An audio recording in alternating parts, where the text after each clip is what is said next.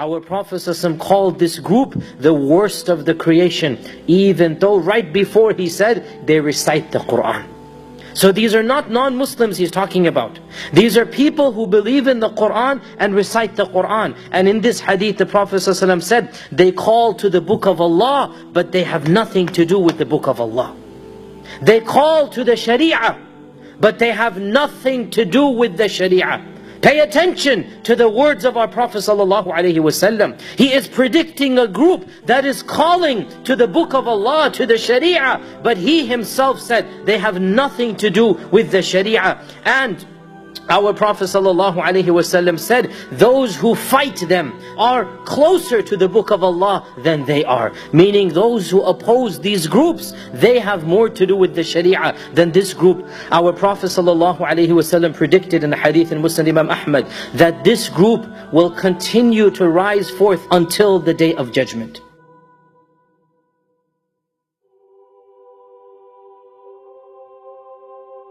So it is true that classical Kharijism, this group that came in the time of Ali, that group by and large dwindled away. But others of that fanaticism will continue to rise until the Day of Judgment. And this is exactly what we see, my dear brothers and sisters, in light of the current circumstance.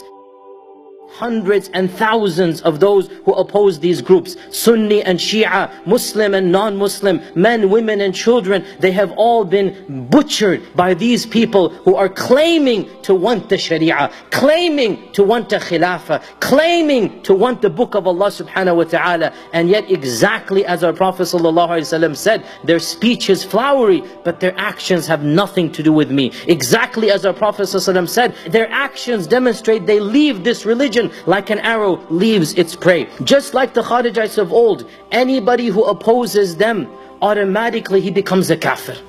You cannot have disagreement with these people.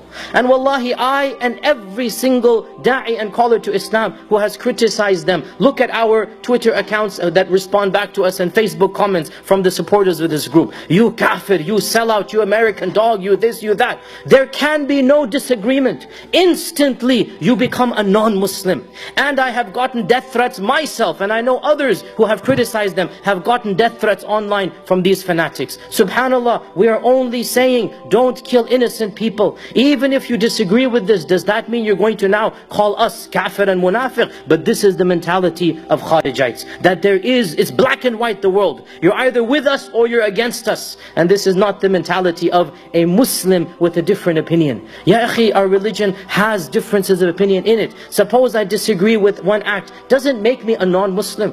Why can't we find any learned Islamic scholars or imams in the Islamic world who endorse ISIS? Al-Azhar University, Ayman, the most prestigious seat of learning in Sunni Islam, says ISIS follows a false Islam. The Grand Mufti of Saudi Arabia, he says ISIS is the #1 enemy of Islam. And the problem here is they call themselves Islamic. They tell Western journalists we're very serious about our faith.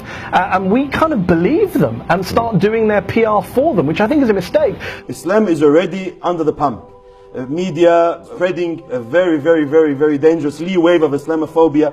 It's abundant, it's around us, vilification of Islam and anything Islamic. Even halal food, they're trying to criticize and attack now. So, of course, people that hate this religion, people that are against this religion, any enemy of this religion, you're adding fuel to the fire that already exists.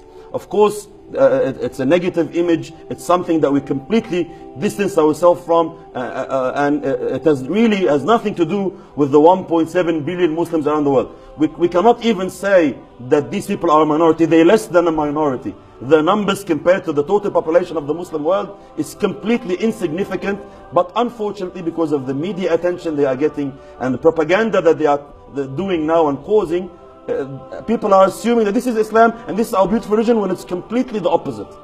You're not allowed to kill people in the name of Allah, in the name of the Sharia, in this brutal manner. Innocent people. How many thousands have been killed, my dear brothers and sisters? And wallahi, we need to be as vocal as possible for the sake of our religion, for the sake of the perception, not just amongst non-Muslims, wallahi, even non-practicing Muslims. And this is perhaps the saddest thing, that there are many amongst us who think, I don't want to become too religious, I don't want to become like those people. Subhanallah. My dear brothers and sisters, what these people are doing is not religion. Religion religiosity, Islam, Iman, the more you have, the better it is for you. Do not misunderstand false religiosity with genuine religiosity. Religion will never harm you. Quran is never going to hurt you. Following the Prophet is always beneficial. These people do not represent our religion. Our Prophet was the most religious man, and yet he was a mercy to the world. He was the most religious man, and yet he was a mercy to the world. Religion is nothing but good if it is done properly. There are people in the world of Islam who do act in a manner that is against Islam, which you can label as terrorism. No doubt in my mind. I know it, you know it. There's no point in denying it. But it is not fair to judge Islam per the actions of some Muslims. Otherwise, all Christians are crusaders. But they're not.